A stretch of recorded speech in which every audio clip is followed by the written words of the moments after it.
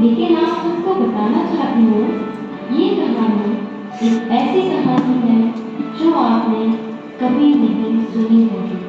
तो देखिए, यीशु मसीह ने चीजें थोड़ी हटके की।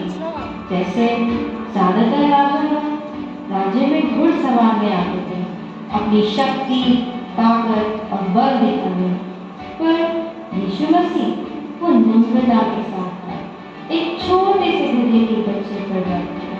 हाँ, वो राजाओं का राजा, प्रभुओं का प्रभु, स्वर्ग, पृथ्वी और पूरे ब्रह्मांड को बनाने वाला यरूशलेम में आया, एक छोटे गधे पर बैठा। बहुत लोग उसको समझ नहीं पाए, पर सच में वो सबको प्रेम और सबकी सेवा करने आया था। उसका यश राज्य राज्य में फैला और बहुत लोग दूर दूर से आए उसके आश्चर्य कर्म को देखने के लिए। उसने हमें हमेशा आश्चर्यचकित किया। उसने लाजर को मरे हुओं में से जलाया। उसने अंधों को रोशनी दी। वो पानी पर चला। उसने इतने लोगों को आजाद किया जो दुख और तकलीफ में थे। हाँ, उसने मुझे भी आजाद किया। हाँ, यीशु मसीह ने उसने बहुत सारे आश्चर्यजनक और अद्भुत कार्य किए। और मैं सोचती हूँ कि अगर कोई भी इंसान उनके बारे में लिखने बैठे तो उन किताबों की गिनती हो भी नहीं पाएगी।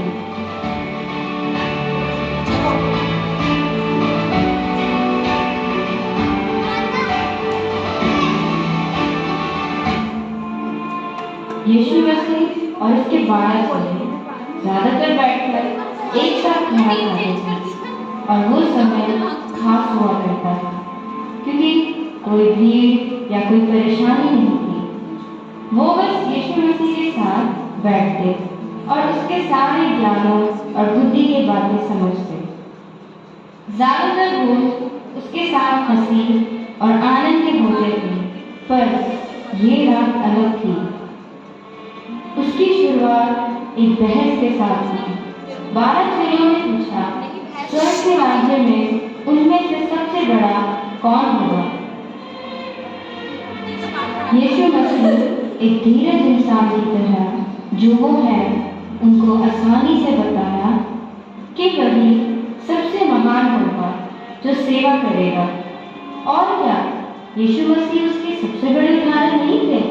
वो इस दुनिया में आए हमारी सेवा करने। सारे चेलों ने शर्मिंदगी से सर झुका लिया और बात को जाने दिया।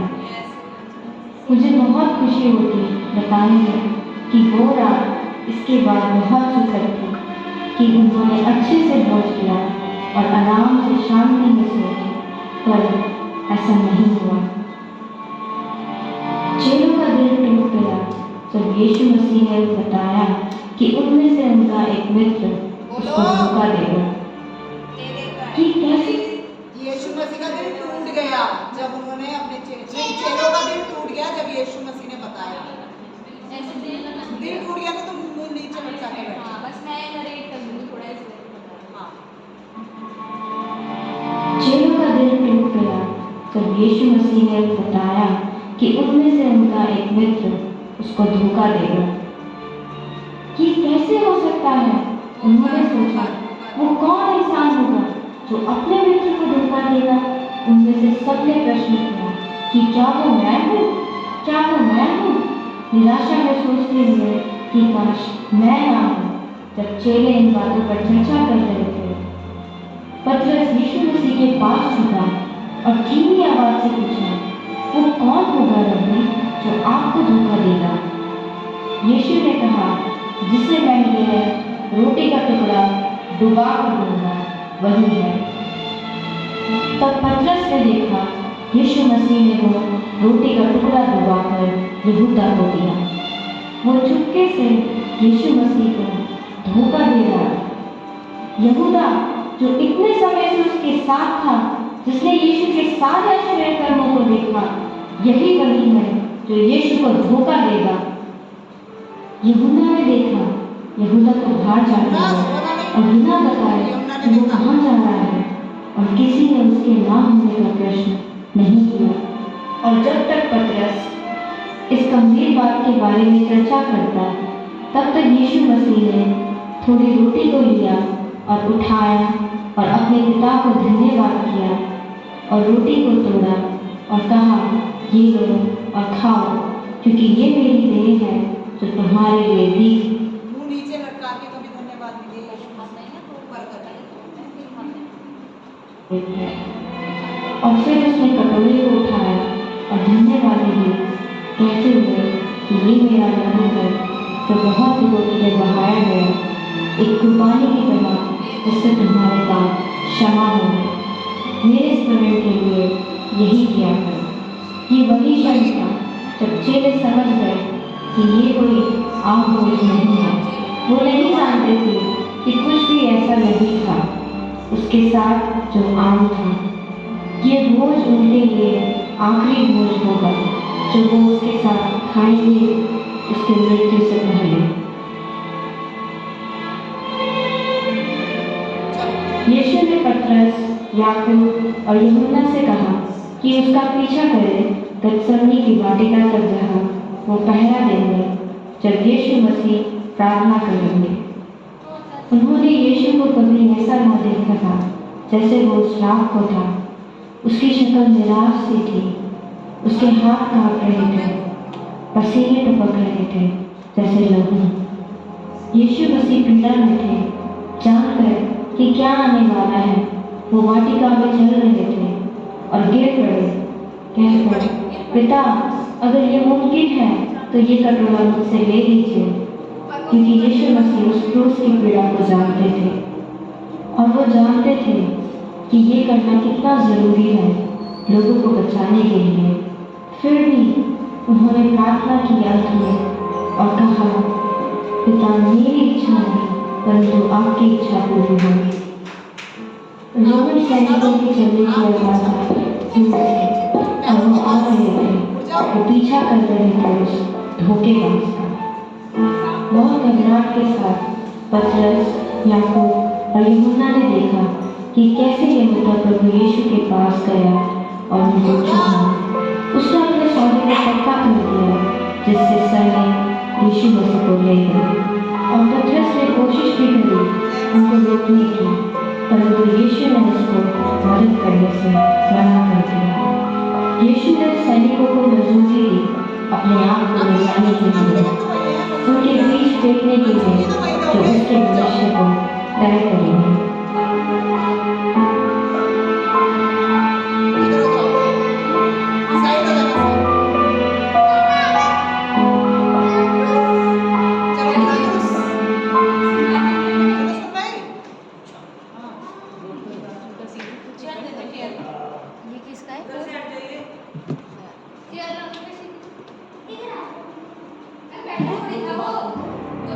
रोमन सैनिकों ने यीशु को पिलातुस के आगे फेंक दिया। उसको जानकर कि क्या वह सच में अपराध के सजा के काबिल है। रोमन सैनिकों ने यीशु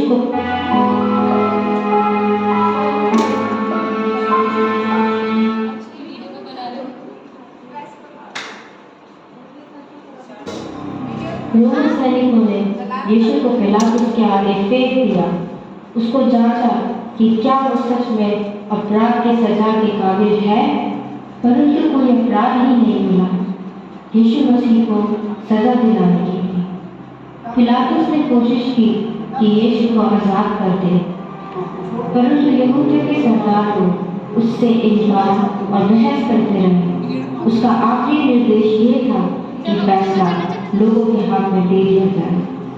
और जब लोगों से पूछा गया यीशु के साथ क्या करना चाहिए, उन सब ने एक साथ चिल्लाकर कहा, उसको क्रूस दो, उसको क्रूसिफाई करो। पिलातुस ने अपने फैसले को किनारे कर दिया और हाथ धो लिया इस समस्या से और घोषित कर दिया कि वो यीशु मसीह की मृत्यु के लिए मासूम है। उन्होंने यीशु को बांध दिया, बेरहमी से कोड़े मारे, उसका मांस फट रहा था, जो दर्द वो सह रहा था, सच में वो असहनीय था। पर तब भी उसने अपना मुंह न खोला और ना ही विरोध किया। उसने उस दर्द को सह लिया, ये जानकर कि उसके कोड़े खाने से हम चंगे हो जाएंगे। दोबारा हो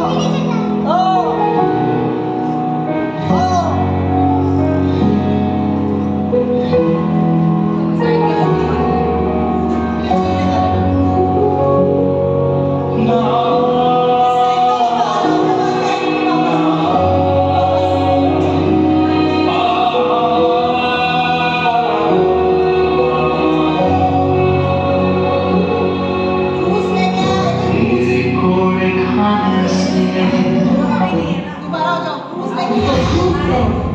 उसको डाले ना कंडी लेके बारिश उन्होंने यीशु को बांध दिया, बेरहमी से तोड़े गए, उसका मांस रखकर मुंह रखकर और नाभि को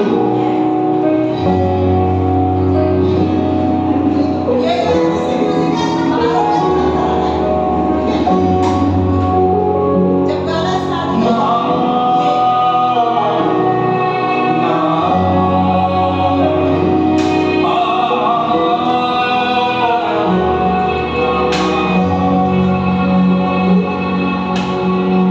तेरे कोड़े खाने से मेरी चंगाई, खून के वसीले से पाऊं शिफा।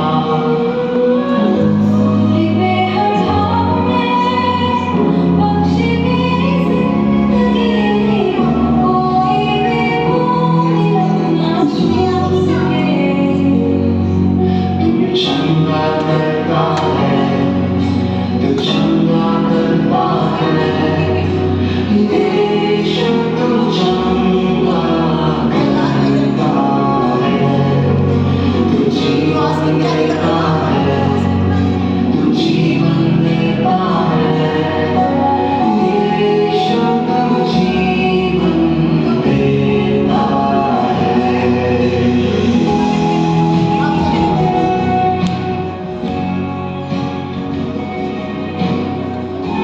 यीशु ने कुछ गलत नहीं किया, एक बार भी नहीं।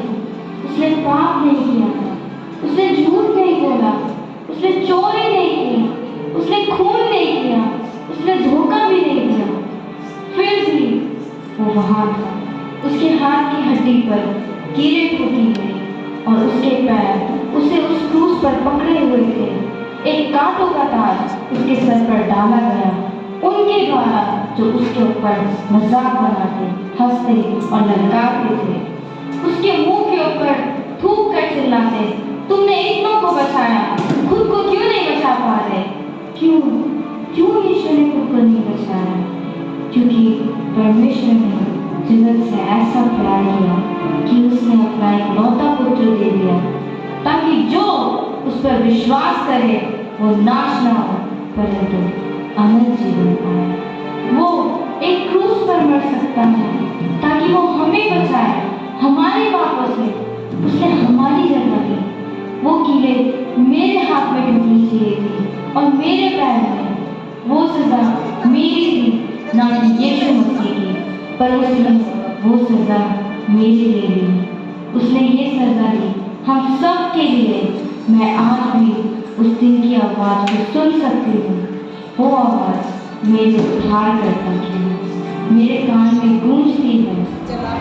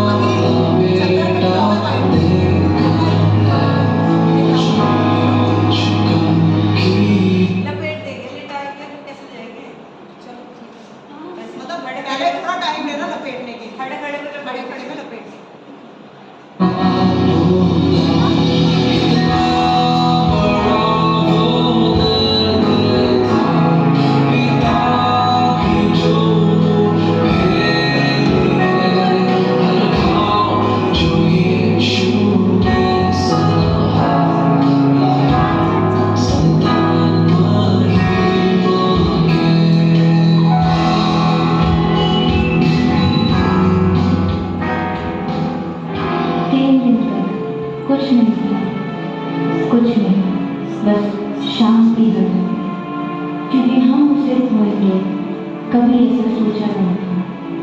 मेरा खुद का दिल ऐसा उदास था जैसे कभी ना सोचा था, और एक समय के लिए वो सारी आशा जो मेरे पास थी मैंने खो दी। परंतु मुझे कुछ बताने दीजिए, परमेश्वर हमेशा वो खत्म करता है जो उसने शुरू किया, क्योंकि तीसरे दिन की सुबह मरियम और मैं उस कब्र में गए जहाँ यीशु को गाड़ा गया था, और हमें वो कब्र खाली ही नहीं परंतु स्वर्गदूतों ने हमारा स्वागत किया और उन्होंने हमें बताया वो यहाँ नहीं है क्योंकि वो जिंदा हो गया है। यीशु मसीह परमेश्वर का पुत्र क्रूसित हुआ क्रूस में और गाड़ा गया, और उसने सिर्फ पाप पर ही नहीं परंतु मृत्यु पर भी विजय प्राप्त की। हमने अपनी आंखों से देखकर भी इतने मुश्किल से विश्वास किया कि हमारा प्रभु, हमारा उद्धारकर्ता, हमारा सब कुछ राजा यीशु मसीह जिंदा है। आई वो सुबह, वादा पूरा हुआ, बेजान शरीर में फिर सांसें ली। हाथ सर पे बना लो। खामोशी में से तूने पुकारा, जंगाल इस टाइम कब्र तेरी जीत है कहाँ। आई वो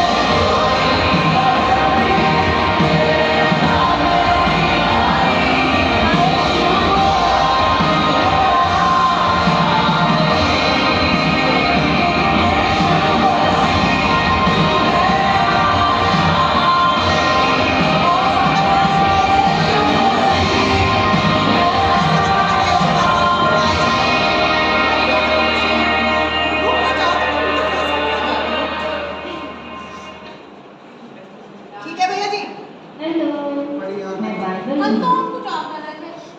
एक्शन कर रहे थे तुम लोग इसमें, तो एक्शन ही कर लो ना। तो एक्शन मैं ये कह रही तुम लोगों ने डांस भी इसी में ही कर रखा ना।